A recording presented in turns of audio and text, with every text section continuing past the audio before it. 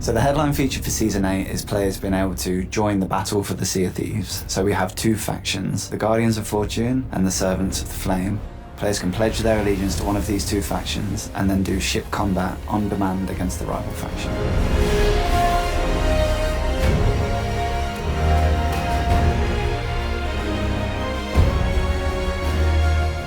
In the Sea of Thieves sandbox today, players can join a crew, they can sail the open seas, and eventually they might find another ship on the horizon. And then when they go to engage in ship combat with that crew, they might not be up for it. With Season 8, we wanted to add a predictable way for players to get ship combat on demand against another crew that are up for the fight.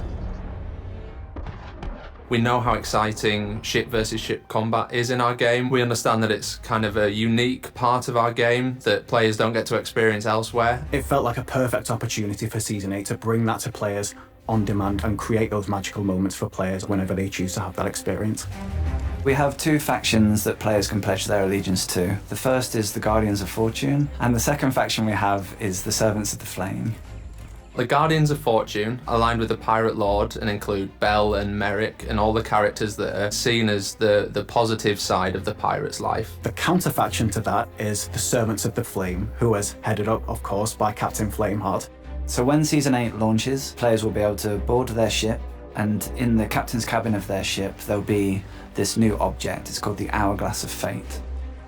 As a crew, you can go up to that, rotate it to represent the faction of your choice. You vote on this hourglass to represent that faction, which opts you in to the battle for the Sea of Thieves. We didn't want to change the way Sea of Thieves plays for players that don't want to partake in PvP combat. This is purely an opt-in mechanic to join the battle and for players to have ship combat on demand. When you've joined the fight, you've got two options in how you want to progress for the factions. So the first and main way is the ship combat on demand, and that will spawn you into ship combat against that rival crew. Sinking them will earn you allegiance, which is how you progress with our new factions, how you level up with our new factions and earn the new cosmetics and rewards. The second core way that players can play Season 8 is they can join a faction and then they can amass faction treasure on their ship. And this means that when a rival faction does hunt them, if they defend their ship with honor and sink them, they will earn more allegiance for defending their ship because of all the faction treasure they protected. Hunting another crew is one of the most spectacular moments that we've ever added to Sea of Thieves.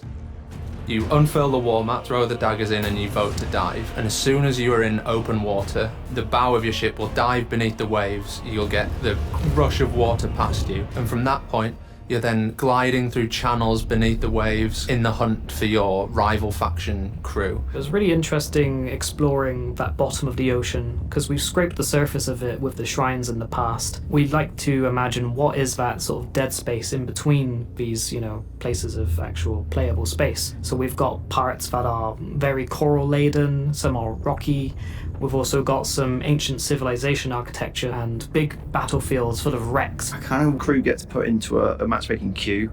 There's separate queues for factions and different ship sizes. And then sloops are divided into two as well, so you get two-player sloops versus single-player sloops. It's a bit of an unfair match. Every crew is assigned a skill rating, and we then look for the closest matches in terms of skill. After every match, we record whether it was a win or a loss, and the relative skill difference between the two different crews, and that will determine a new skill rating. A straight kill to death ratio doesn't actually mean you're winning fights, right? A player that's really good on cannons at sinking of a ship or really good on the wheel or something isn't going to get those player kills. So at the moment, it's purely done on wins and losses in those battles. That affects your skill rating over time, and your crew skill is then the average of all your players' skills, and that's what we use to match them.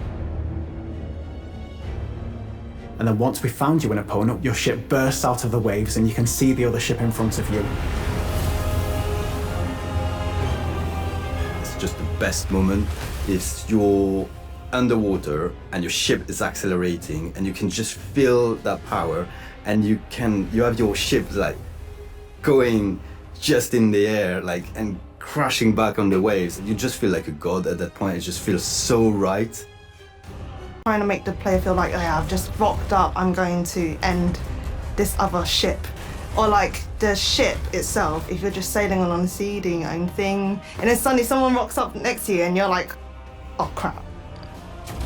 It's kill or be killed. If players do try to flee the combat area, the hourglass of fate starts to become unstable and it starts to kind of crack and split. Essentially everything's tied to the hourglass, and you can tell something's going horribly wrong, like if you keep going into that direction. You got a sound for when you're reaching the inner bound that tells you like, you shouldn't go further. And eventually if you go too far, the hourglass of fate will blow up and your ship will automatically sink. And it'll award the other crew a win and you a loss. That was a really important point for us. We want to have a clear winner and a clear loser of combat, and then to separate the two crews after the combat is drawn to a conclusion. The losing crew will actually move to a new server and get migrated away from the winning team. Every time you sink a ship in Season 8, you will get a bump of allegiance towards your faction. That's immediately granted. But we also wanted to kind of add this risk-reward loop into continuing to push for higher streaks and continue to push for further reward. So as you sink ships, value will be added to the hourglass of fate that is aboard your ship, and you'll be able to go over to the hourglass and look at the card above it. You'll be able to see exactly what you're on, and that will be earned for the number of ships you sunk, and also you will get more the higher the streak you are on. But the crucial thing about the hourglass of fate and the value that's stored inside it is you don't actually earn that until you sail back to an outpost to leave the fight.